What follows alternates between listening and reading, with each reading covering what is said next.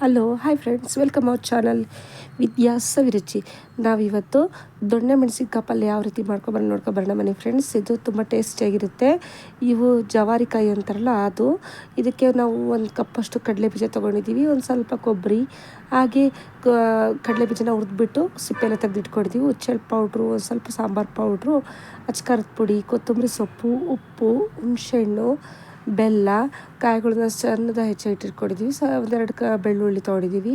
ಹಾಗೆ ಸ್ವಲ್ಪ ರುಚಿಗೆ ತಕ್ಕಷ್ಟು ಉಪ್ಪನ್ನು ಹಾಕಿ ಪೇಸ್ಟ್ ಮಾಡಿ ಇಟ್ಕೊಂಡಿದ್ದೀವಿ. ಈಗ ನಾವು ದೊಡ್ಡ ಮೆಣಸಿನ್ಕಾಯಿ ನೀರೊಳಗೆಲ್ಲ ಹಾಕಿ ತೊಳೆದು ನೀಟಾಗಿ ಬೇರೆ ನೀರಲ್ಲಿ ಹಾಕಿಟ್ಟಿದ್ದೀವಿ. ಅದನ್ನು ನೋಡ್ರಿ ಇವಾಗ ಚಿಕ್ಕದಾಗೆ ಹೆಚ್ಕೋಬೇಕು. ನಾವು ಇದನ್ನು ಪೇಸ್ಟ್ ಮಾಡಿದ್ದೀವಲ್ಲ, ಸ್ವಲ್ಪ ನೀರು ಹಾಕಿ ಕಲಸಿಟ್ಟಿರ್ತೀವಿ.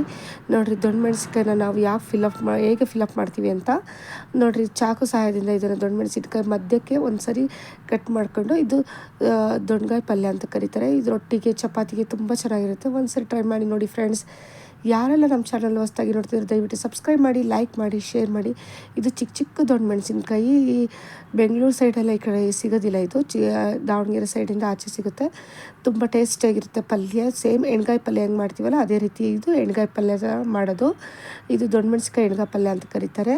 ನೋಡಿರಿ ಈ ಥರ ಫಿಲ್ ಮಾಡ್ತಾಯಿದ್ದೀವಿ. ಈಗ ಫುಲ್ ನಮಗೆ ಎಷ್ಟು ಪೌಡ್ರ್ ಎಷ್ಟು ಚೆನ್ನಾಗಿ ಹಾಕ್ತೀವೋ ಅಷ್ಟು ಚೆನ್ನಾಗಿ ಬರುತ್ತೆ. ಇದು ಪೇಸ್ಟು ತುಂಬ ಟೇಸ್ಟಿಯಾಗಿ ಬರುತ್ತೆ. ಒಂದು ಸರಿ ಟ್ರೈ ಮಾಡಿ ನೋಡಿ ಫ್ರೆಂಡ್ಸ್. ಇದು ಒಂದು ಸರಿ ಎಲ್ಲ ಕಡೆ ನಾವು ದೊಣ್ಣೆ ಮೆಣಸಿನ್ಕಾಯಿ ಫಿಲ್ ಮಾಡಿ ಒಂದು ಪ್ಲೇಟಲ್ಲಿ ತೆಗೆದಿಟ್ಕೊಂಡಿದ್ವಿ. ಇದಕ್ಕೆ ಒಗ್ಗರಣೆಗೆ ಹಾಕ್ತಾಯಿದ್ವಿ. ಒಂದು ಪಾತ್ರೆಯಲ್ಲಿ ಎಣ್ಣೆ ಹಾಕ್ಬಿಟ್ಟು 1-2 ಸ್ಪೂನು ಇದಕ್ಕೆ, ಹಾಗೆ ಒಂದೇ ಒಂದು ಸ್ಪೂನ್ ಸಾಸಿವೆ ಕಾಳು ಚಟಪಟ ಅಂತ ಸಿಡಿತಾ ಇರಬೇಕು. ಘಮ ಘಮ ಅಂತ ಸ್ಮೆಲ್ ಬರ್ತಾ ಇದ್ದಾಗ ನಾವು ಇದಕ್ಕೆ ಒಂದು ಸ್ವಲ್ಪ ಜೀರಿಗೆ ಹಾಕಿದ್ದೀವಿ. ಹಾಗೆ ಸಾಸಿವೆ ಜೀರಿಗೆ ಆದಮೇಲೆ ಕರಿಬೇವಿನ ಸೊಪ್ಪು ಹಾಕ್ತಾಯಿದ್ದೀವಿ. ಅದು ಸಹಿತ ನಮಗೆ ಚಟಪಟ ಅಂತ ಸಿಡಿತಾ ಇರಬೇಕು. ನಾವು ಉದ್ದುದ್ದಕ್ಕೆ ಆನಿಯನ್ ಹೆಚ್ಕೊಂಡು ಇಟ್ಕೊಂಡಿರ್ತೀವಿ. ಅದನ್ನು ಸ್ವಲ್ಪ ಬಾಡಿಸ್ಬೇಕು. ಹಸಿ ವಾಸನೆ ಹೋಗೋವರೆಗೂ ನಾವು ಚೆನ್ನಾಗಿ ಕೈ ಆಡ್ತಾ ಇರಬೇಕು.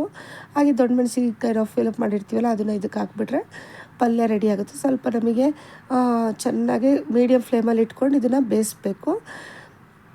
ಸ್ವಲ್ಪ ನೀರು ನಿಮಗೆ ಎಷ್ಟು ನೀರು ಬೇಕೋ ಅಷ್ಟು ಆ್ಯಡ್ ಮಾಡ್ಕೋಬೇಕು. ನಾವು ಅಷ್ಟು ಈಗ ಎಣ್ಗಾಯಿ ಪಲ್ಯನ ಹಾಕ್ತಾಯಿದ್ದೀವಿ. ದೊಣ್ಣೆ ಮೆಣಸಿನ್ಕಾಯಿ ಪಲ್ಯನ ನಾವು ಒಂದು ಕಪ್ಪು ನೀರು ಕುಡಿಯೋಷ್ಟು ಕಪ್ಪಷ್ಟು ನಾವು ನೀರನ್ನು ಹಾಕಿ ಒಂದು ಪ್ಲೇಟನ್ನು ಮುಚ್ಚಿಬಿಟ್ರೆ ಪಲ್ಯ ರೆಡಿ ಆಗುತ್ತೆ. ನೋಡಿರಿ ಎಷ್ಟು ಚೆನ್ನಾಗಿ ಕುದಿ ಬರ್ತಾಯಿದೆ. ಒಂದು 20 ನಿಮಿಷ ಇದು ಚೆನ್ನಾಗಿ ಕುದಿ ಬರಬೇಕು. ಚೆನ್ನಾಗಿ ಬೇಯಿಸಿದರೆ ಇದು ಪಲ್ಯ ರೆಡಿ ಆಗುತ್ತೆ.